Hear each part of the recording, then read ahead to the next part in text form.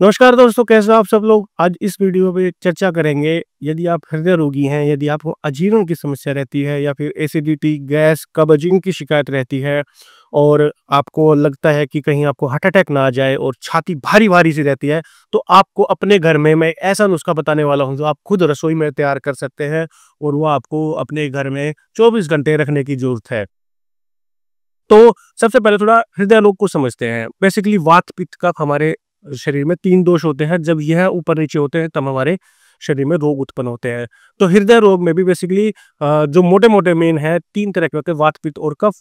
और उसके अंदर सबसे पहले अगर मैं वात की बात करूँ, तो जब भी आपके शरीर में आपको लगे कि मेरी छाती थोड़ी-सी भारी-भारी सी हो रही है, गैस बनी हुई है, सबसे पहले आपके पेट में गैस बनेगी या फारा सा बनेगा और वही गैस जब छाती में चली जाती है, तो सुई चुभने जैसी, ऐसा मतलब सीना ऐसा चीरा जा रहा हो, इस प्रकार भयंकर वेदना यानी कि दर्द होता है, तब आप समझिएगा कि आपको गैस जो है वह हृदय में चली गई है।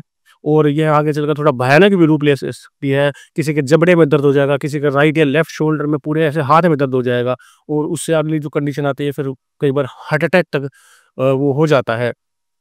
तो जब आपको वात यानी कि गैस के कारण अगर इस तरह का कोई भी दर्द हो और रात अगर हो जाए और कोई भी आस-पास उपचार ना हो, तो आप सबसे पहले छोटी हरड़ का चूर्ण बना लीजिए और सौंठ का चूर्ण बना लीजिए। यह आपको पहले ही तैयार करके रख लेनी है। यह नहीं है कि आपको जब दर्द उठा तब आप बनाने लगें, नहीं। आप पहले से ही बना करके तैयार रख लीजिए।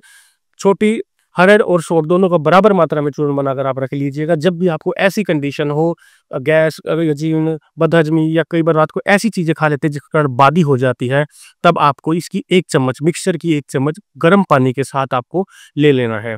अगर आपको तकलीफ ज़्यादा हो रही हो, तो सबसे पहले मैं यही सलाह दूँगा कि आप किसी नज़दीकी अस्पताल में जाएँ। यह रात-बिरात कभी-कभार जैसे कोई चीज़ आस-पास ना हो या कोई घर में ऐसा ले जाने वाला ना हो, तो यह बहुत अच्छा रहता है। तो यह सहायक उपचार की तरह आप इसको इस्तेमाल कर सकते हैं, या फिर कई बार आपको लगे कि छाती में गैस चढ़ गई है, तब भी आप इसका इस्तेमाल कर सकते हैं। नंबर 2 पे आता है फिर कफ।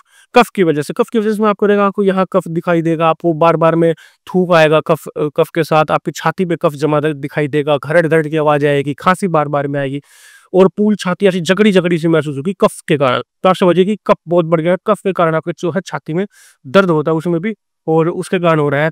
तब भी आपको यही नुस्खा आज़माना है। वात और कफ के लिए दोनों में यही गर्म पानी के साथ आपको यह आज़माना है, क्योंकि यह वात और कफनाशक होता है। यह आप दमा के अगर रोगी हैं तो भी यूज़ कर सकते हो, उसके लिए भी बहुत अच्छा रहता है। तो अगर खाया-पिया ना पचता हो, अजीर्ण रहती हो, ठीक है, तो आपको लगे कि यार ये तो मैंने आज शादी में या फिर बाहर हूँ, आज कुछ ज़्यादा खा लिया, तब भी आप इसको नुस्खे को अपने पास रख सकते हैं, छोटी-सी डिब्बिया में भर करके रख सकते हैं, कहीं भी जाए इसको साथ लेकर के जा सकते हैं। फिर तीसरे नंबर पे आता है पित्त। पित्त यानी कि जो अग्नि होती है, जब हमारे शरीर में बहुत ज़्यादा बढ़ जाती है, कई बार एसिडिटी हो जाती है, तो एसिडिटी के कारण वही जो पित्त होता है वह हमारे हृदय तक पहुँच जाता है और यहाँ पर पूरे छाती में जलन महसूस कर देता है। ऐसे लगता है जैसे नीचे से किसी ने आग लगा दी और पूरे ऐसे भभक सी यहाँ से हो जाती है।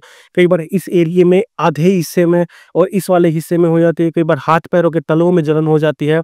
तो इस प्रकार की जलन महसूस होने लग जाती है और उचाटी मच जाती है, हाई बीपी भी बन जाता है कई बार।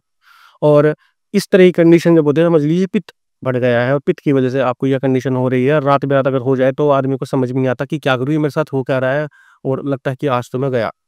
घबराना नहीं है, आपको उससे पहले ये दवा बनाकर तैयार कर लेनी है। एक आपको वही छोटी हरड़ का चूर्ण रख लेना है, बराबर मात्रा में आपको देशी धागे वाली मिश्री का चूर्ण मिला करके उसी हरड़ में मिला लीजिए, दोनों बराबर मात्रा में।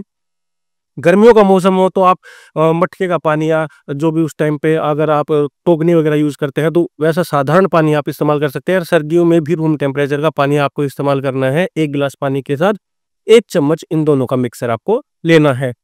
यह ध्यान रखिए कि इसको गर्म पानी के साथ ना लें और उसको ठंडे पानी के साथ ना लें। पित्त वाला, क्योंकि ऑलरेडी पहले हमारे शरीर में गर्मी है, तो गर्म पानी के साथ हम लेकर करेंगे ही क्या, है ना? तो इसको हमेशा नॉर्मल टेम्परेचर या हल्का थोड़ा-सा ठंडा मटके जितना चल सकता है, उसके साथ अगर लेंगे तो यह पित्तनाशक होता है। हाई बीपी में भी आपको बहुत अच्छा रहता है। शरीर में लगता हो पित्त या पित्त के अन्य जो रोग होते हैं, ठीक है? और बहुत ज़्यादा ईटिंग डिसऑर्डर होता है कइयों को, ठीक है? बार-बार में भूख लगना और इस तरीके की चीज़ें होती हैं। हाई बीपी होता है, यूरिक एसिड होता है, ये तरह-तरह के पित्त के रोग होते हैं।